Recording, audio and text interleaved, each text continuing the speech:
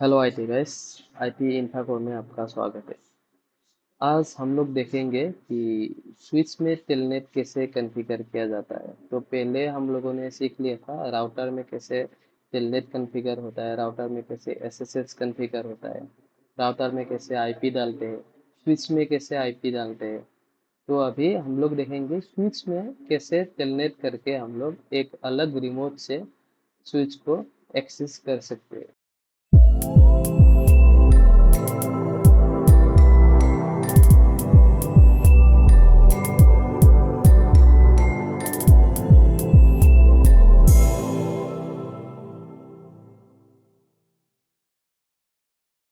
तो इसके लिए पहले हमको स्विच में जाकर देखना पड़ेगा स्विच में आईपी दिया हुआ है कि नहीं। इसके लिए कमांड है सो आईपी इंटरफेस भी।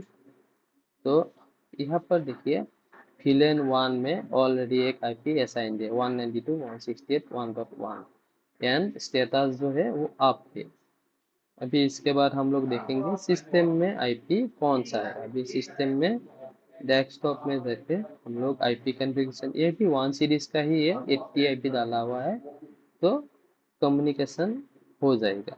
तो हम लोग एक बार चेक कर लेंगे। इसके लिए पिंग 192.168.1.1 अभी पिंग मिलता है कि नहीं एक बार चेक कर लेते हैं।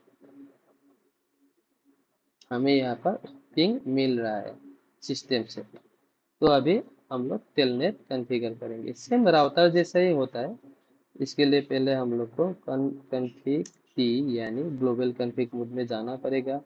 बाद कहाँ पर हम हाँ उसके बाद करना है line V T Y. Line V T Y means क्या होता है, वर्चुअल टर्मिनल का जो लाइन है वहाँ पर। तो वर्चुअल टर्मिनल हम लोग यहाँ पर जीरो यानी जीरो यूजर से लेकर हम लोग जितना यूजर देंगे यहाँ पर उतना सारा यूजर रिमोटली टेलनेट एक्सेस कर पाएंगे। हम लोग यहाँ पर 5 दे दिया यानी 6 यूजर एक साथ टेलनेट एक्सेस कर सकता है। तो देने के बाद हम लोग यहाँ पर देंगे पासवर्ड टेलनेट का। यहाँ पर पासवर्ड G2 डाल दिया मैंने। उसके बाद लॉगिन लोकल ये डाला। तो यहाँ तक टेलनेट हो गया अभी। तो अभी हम लोग देखते हैं सिस्टम से टेलनेट हो रहा है कि नहीं। तो टेलनेट के लिए हम लोग क्या करेंगे, टेलनेट कमांड लिखेंगे सिस्टम में जाके। उसके बाद जो स्विच का आईपी है वो डालेंगे 192.168.1.1। अभी देखिए यहाँ पर यूजर एक्सेस वेरिफिकेशन चाहिए। यूजर नेम तो हम लोगों ने बनाया नहीं, तो ठीक है चलिए फिर से हम लोग स्विच में जाते हैं। तो हम लोग एक यूजर नेम बना देते हैं। यहाँ पर यूजर नेम डाल दिया, मैंने डाल दिया G2 डाल दिया, ठीक है। उसके बाद मैंने डाल दिया एडमिन। उसके बाद पासवर्ड डाल दिया हम लोग है ना G2 करके, ठीक है। तो यूजर नेम पासवर्ड कंप्लीट हो चुका है। अभी फिर से हम लोग टेलनेट, अभी देखिए टेलनेट टाइम आउट हो गया, एक्सपायर हो गया। फिर से हम लोग ट्राई करते हैं।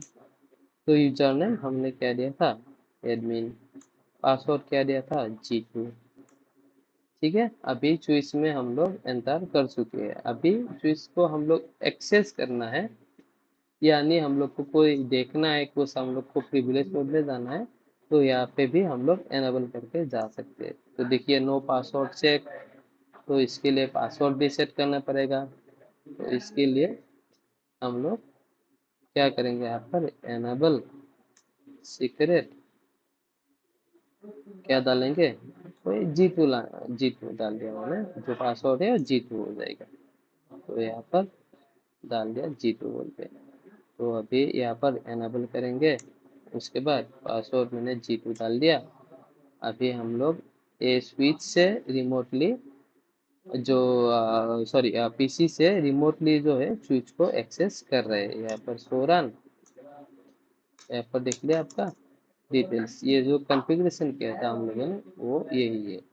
ओके। और अगर हमको इंटरफेस यहाँ पर देखना है फिर से तो शो आईपी इंटरफेस ब्रीफ ये डालने के बाद यहाँ पर देखिए जो विलेन में आईपी दिया था तो ये दिखा रहा है यानी switch is accessible from the system.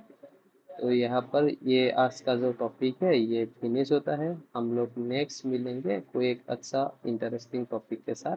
तब तक के लिए धन्यवाद। Thank you.